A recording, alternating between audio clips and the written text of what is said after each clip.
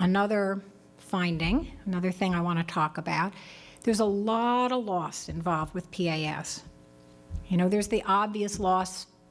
A parent loses a child, and that's, you know, short of the death of a child, this is the worst thing that can happen to a parent. You know, these parents live in a constant state of yearning, a constant state of disappointment and pain and suffering. They don't get to go through the 7 stages of grieving that they finally come to acceptance, right? They live in sort of a suspended animation. And of course, the child loses a parent, and that is a terrible thing to do to a child, and I'm going to talk about that a little bit later. And of course, the child loses relationships with the whole extended family, and all of those people lose relationships. You know, I get phone calls from aunts and uncles and grandparents. Their heart's broken too. You know, they've invested, they love this child, they've seen this baby grow, and all of a sudden, you know, this 7-year-old or 10-year-old is saying, you know, I can't even be bothered to come to your wedding or funeral or this event or that event. I mean, it's horrible. But there's another loss too. The child loses a piece of him or herself. Okay, and my new pithy thing is, to turn a child against a parent is to turn a child against himself. All right? The child who's alienated has to cut off all the good memories they have of the targeted parent, because they're in there. If there was, in fact, good memories, good snuggles and watching movies and cavorting on the beach and whatever, that has to be buried. Any doubt the child has about the intentions of the alienating parent, like, why is mom having such a hard time? That has to get denied too. Any way in which they are like the targeted parent, whether it's that they look like that parent or they have the same sensibility of that parent, they're grumpy in the morning, whatever it is, they have to cut off that piece of themselves. And you know, I was giving this talk, and at this point in the talk, somebody in the audience said, you know, I just realized, just this minute, I'm an adult child of parental alienation. And he told the story that he had an Irish mother, who was the alienating parent, and a Hispanic father, who he was forbidden to have any contact with and any good feelings for.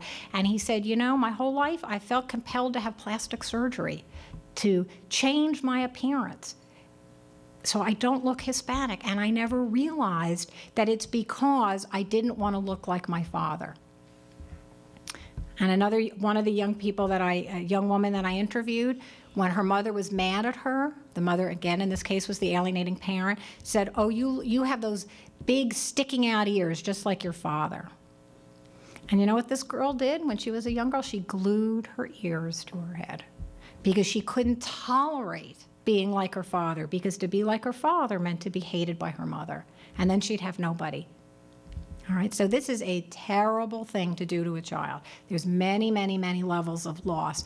And you know, in my research, one of the things that I found was that sometimes before there's the reconciliation with the targeted parent, there has to be a reunion with the self. The child has to get back in touch with the parts of him or herself that he's had to cut off. He has to be able to admit, gee, maybe I shouldn't have cut off that parent. Maybe that parent's not so bad. Maybe that was a mistake. I want to talk a little bit about cults. I've sort of indicated that there's this analogy. Chapter 2 of my book is called The Cult of Parenthood.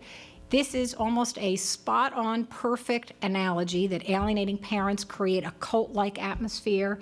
They use the same strategies that cult leaders use. I don't think they're reading books on how to be a cult leader. I think they just know intuitively how to emotionally manipulate their children, how to create dependency on them. That's the core of being in a cult, is you give all your, you give up your self-sufficiency, your independent thinking, your critical thinking, and you become wholly dependent on this other person, even when it goes against your own best interest, right? Every time? I have to do this twice? Okay. The cult analogy is useful because the people that I interviewed felt like, gee, I'm the only person in the world who was so stupid, you know, to walk away from my loving dad and just because my horrible abusive mom told me to, right? And they had no way of talking about it. Now, hopefully with this conference, and maybe we'll get the word out about parental alienation, but until it's widely talked about, the cult analogy helps people understand, you know. And one of the things I say, I don't know if you read the Star newspaper article, but I gave this quote in there, you know, no adult wakes up and says, today's the day. I've just decided I'm going to shave my head. I'm going to give away all my money. I'm going to cut off my friends and family and quit my job, move out of my home. I'm going to move into a commune. I'll probably not eat enough or get enough sleep. And I really want to stand in an airport for 15 hours a day selling flowers for nickels so some stranger can have a Mercedes. That's my life plan, right? Nobody says that. And yet it happens, right? Because the person's critical thinking skills are slowly eroded. Well, if it can happen to an adult who's going against their own best interest for a total stranger, it can certainly happen for a child with their own parent. And when you talk to alienated kids, it helps them understand how they made this decision, right? Because many, many, many people end up in cult.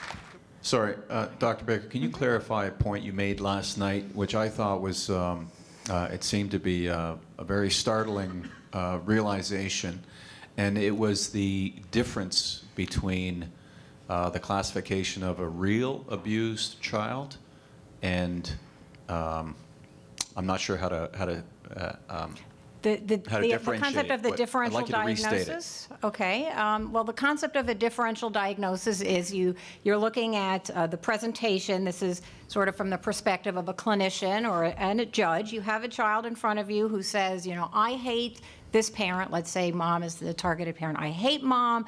I never want to see her again. She's a horrible, horrible person. I love dad. He's the best, and I want to be only with him.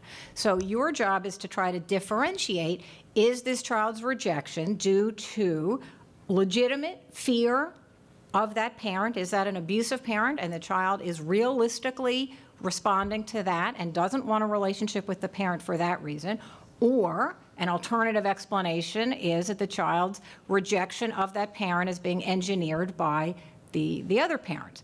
So those are just two plausible alternative explanations. It's either abuse or it's parental alienation, and the way that you can determine the difference is by looking at the pattern of behavior of the child, because kids who have been abused and are rejecting an abusive parent typically do not present with those 8 behavioral manifestations: the campaign of denigration, the weak, frivolous, absurd reasons, the borrowed scenarios, the absolute black-white thinking of worshiping one parent and demonizing the other. Kids who have been legitimately abused do not proudly, widely proclaim to the universe, you know, my parent abused me, and yay, I want to talk about it all the time. They have very, very different clinical presentations.